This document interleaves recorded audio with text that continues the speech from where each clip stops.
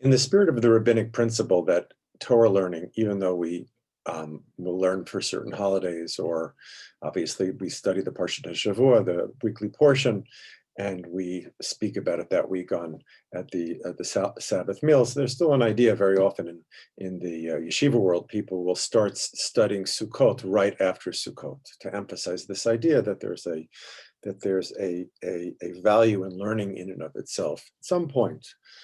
At some point, I think it makes sense actually to learn Sukkot before Sukkot, but at some point that knowledge will become useful around the holiday. So just in that spirit, I wanted to talk a little bit about the Parsha Shavua from today. There's the part of the story where Abraham, I think the verse says Abraham goes out, and the rabbis of the Midrash, they wonder about this.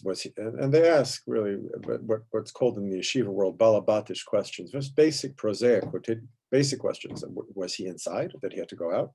And one of the responses is brought by Rashi, and Rashi says when it says he went out and he was taken out of his mazalot, his constellations, his luck, as it were, and Abraham looked down upon those mazalot from above. So like what it really means is that Abraham was, up until that point, like other nations of the world, was subject to, so what it means is Abraham was somehow above fate.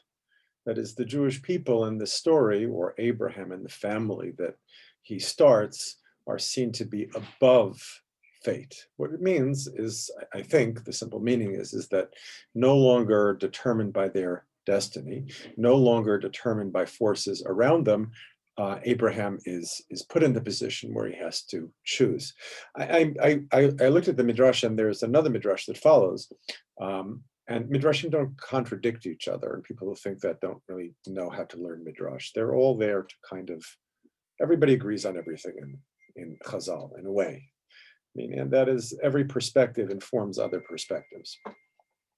So in this case, it says that later on in Jewish history, the Jewish people at the time of Jeremiah, when they were exiled from their land, they said to God, we want to go back to the way we were. We were once subject to fate. We want to go back to that.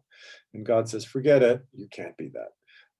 It's almost as if in this story, in this rendering, the people of Israel have said, we've had enough of this choosing. It has not ended well for us, meaning it wasn't end for them. The destruction of the first Beit HaMikdash hasn't ended well for us. We've had enough of this. Can we please go back to being like the rest of the nations? Abraham is actually compared to this. And I think there's a tendency to learn this Midrash or Rashi in this kind of magical way. Look, Abraham stands above the nations of the world, and presto changeo, the Jewish people now have free choice. Wow, great, right? But the Midrash that continues is that the people at the time of Jeremiah wanted to go back to what Abraham had considered. And in the Midrash, God says to Abraham, you're not an astrologist, Abraham. You're a prophet. Don't you know the difference? The Eitz Yosef, one of the commentators, says, and it's questionable how you want to. So Abraham is represented in his humanity, right?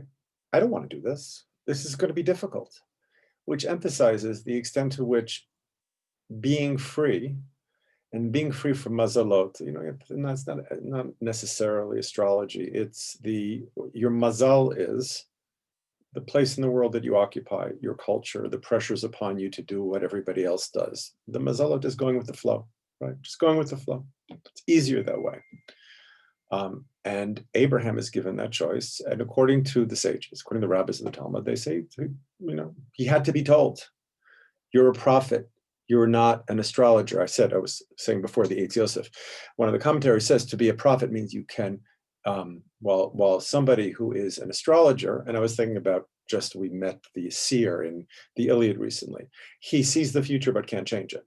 According to one interpretation, the prophet, and this is an interesting question, how the prophet is different, the prophet can, through his prayer, change God's will.